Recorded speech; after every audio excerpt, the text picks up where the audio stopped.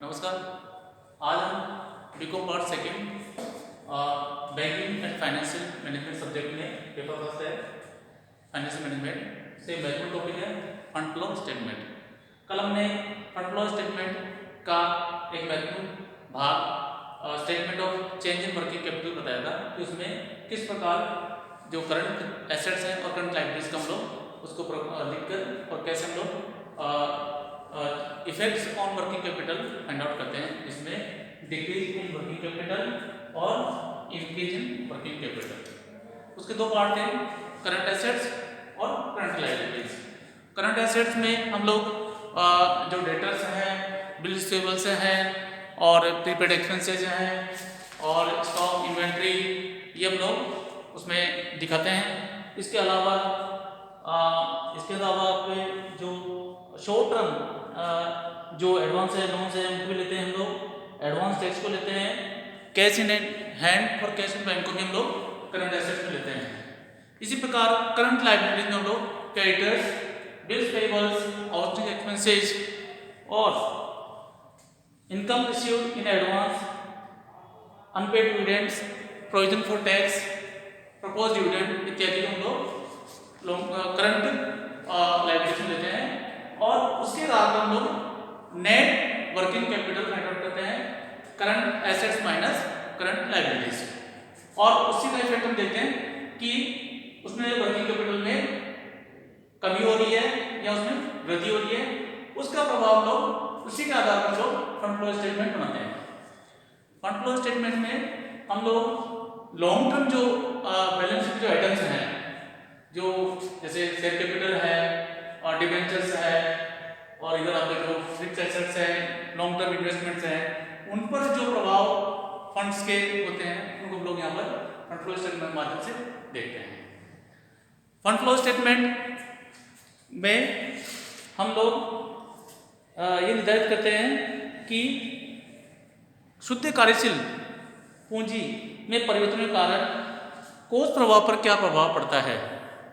यह विवरण चिट्टे की स्थायी संपत्तियों, स्थायी दायित्वों व पूंजी कोष में हुए परिवर्तन के ही आधार पर बनाया जाता है। इसमें हम लोग सर्वप्रथम जो आइटम्स में दिए सोर्स ऑफ फंड्स के, उसमें है fund from operations. Fund from operations एक महत्वपूर्ण पार्ट है। इसके बाद जो इसमें हम लोग नेट प्रॉफिट के आधार पर ये हम लोग इसको बनाते हैं। और इसमें जो शुद्ध लाभ में कुछ आइटम्स हम लोग जोड़ते हैं, जैसे डेप्रिसिएशन है, गुडविल है, पेटेंट है, ट्रेडमार्क है, प्रीलिमिनरी एक्सपेंसेस है, discount on issue of shares and debentures भी हम लोग उसमें जोड़ते हैं। इसके अलावा प्रोविजंस जो हैं, जैसे इनकम टैक्स का प्रोविजंस किया है, जैसे रिजर्व सरप्लस में हम लोग अमाउंट डाले हैं नेट प्रॉफिट से, तो वो भी हम लोग ऐड करेंगे इसमें। अप्रोप्रिएशंस हैं और loss on sale of land और बिल्डिंग्स, ये भी हम लोग इसमें ऐड करेंगे। Loss on sale of machinery, loss on sale of furniture, ये भी इसमें ऐड करेंगे हम लोग। इसके अलावा जो प्रपोज डिविडेंड है, इंटरिम डिविडेंड है, वो भी हम लोग जब हम लोग उसमें फंड फ्रॉम ऑपरेशंस निकालेंगे उसमें ये आइटम्स हम लोग ऐड करेंगे। इसके आधार पर हम लोग ये कैलकुलेशन करेंगे। इसका जो दूसरा महत्वपूर्ण पार्ट है इश्यू ऑफ शेयर्स। वर्ष के दौरान जो शेयर्स के माध्यम से हमें इश्यू जो किया है, उससे जो हमें सोर्स फंड्स मिला है, उसको हम लोग यहाँ दर्शाएंगे। इसके लिए भी शेयर्स अकाउंट हम बना के एक खाता बनाएंगे और उसके आधार पर हम लोग अमाउंट फाइंड आउट कर सकते हैं। इसके बाद में इश्यू ऑफ डिबेंचर से जो हमें फंड्स रेज किया है उसका हम लोग मेंशन करेंगे। इसका भी सेम वही है, खाता बना के बैलेंस निकाल के हम लोग इसको फाइंड आउट कर सकते हैं। राइजिंग और लॉन्ग टर्म लोन्स, ये भी हमें बैलेंस शीट, दोनों बैलेंस शीट के माध्यम से लोग फाइंड आउट कर सकते हैं कि प्रीवियस बैलेंस शीट में कितना था और नई बैलेंस शीट में कितना है। दोनों के अंतर के आधार पर हम फाइंड आउट कर सकते हैं कि क्या हमने कोई लोन लिया है, सही लोन लिया है। इसके अलावा सेल ऑफ फिक्स्ड एसेट्स और इन्वेस्टमेंट, ये भी हमारा सोर्स का एक महत्वपूर्ण पार्ट है। इसके लिए हम लोग फिक्स्ड एसेट का खाता बनाएंगे और फिक्स्ड इन्वेस्टमेंट का खाता बनाएंगे, लॉन्ग टर्म इन्वेस्टमेंट का। उसके माध्यम से हम देख सकते हैं कि क्या हम इस वर्ष के दौरान कोई संपत्ति स्थायी संपत्ति खरीदी है। और इसके बाद में नॉन ट्रेडिंग रिसीप्ट, जैसे इसमें डिविडेंड मिला है, इंटरेस्ट मिला है, ये हम लोग इसमें इसका मेंशन करेंगे, ये हमारा सोर्स का फंड है। इसके अलावा डिक्रीज इन वर्किंग कैपिटल, ये भी हमारा सोर्स माना जाता है, इसका फिगर लेके हम लोग टोटल करेंगे। इसी प्रकार हम लोग यूजेज ऑफ फंड्स में fund from operations trading loss जो होगा यहाँ हमने प्रॉफिट बताया था, और इस साइड में हम लोग यूजेज जो लॉस है वो उसको मेंशन करेंगे।